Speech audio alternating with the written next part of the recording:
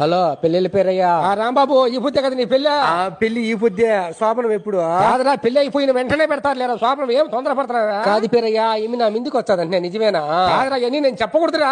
మరి పెళ్లి చేసుకోమని ఎందుకు చెప్పినావు? పెళ్లి చేసుకున్నాక అన్ని జరిగిపోతాయి, నువ్వు గమనుండరా. కాదు పేరయ్యా, ఈమెని నన్ను ఒకే రూమ్ లో పెంచారంటే నిజమేనా? ఆ రాత్రి అవగానే ఆమెని నిన్ను ఒకే రూమ్ లో పెంచి తలుపులు వేస్తారా? కాదు పేరయ్యా, ఈమె నేను ఈదులో పడుకుంటాం పేరయ్యా. కాదురా, ఈదులో పడుకొని శోభనాలు చేసుకుంటే చూసే వాళ్ళు నవ్వుతారా? మరి మా అమ్మ మా నాయన రోజు ఈదులోనే పడుకో ఉంటారా? ఎవరు నవ్వలేదా? కాదురా, శోభనం అయిపోయిన తర్వాత మళ్ళీ ఏడైనా పడుకోవచ్చురా. కాదు పేరయ్యా, శోభనం వద్దని చెప్పు.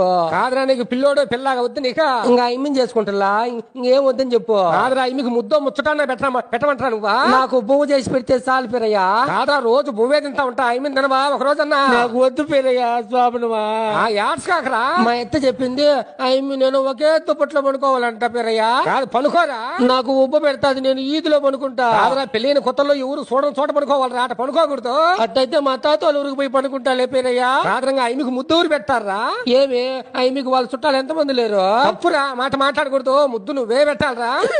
నాకు భయంగా పేరయ్యా. పెళ్ళైన తర్వాత శోభనం ఖచ్చితంగా చెయ్యాలరా. కాదు, ఏమిటి ఏడుస్తావా? శోభనం వద్దని చెప్పారయ్యా.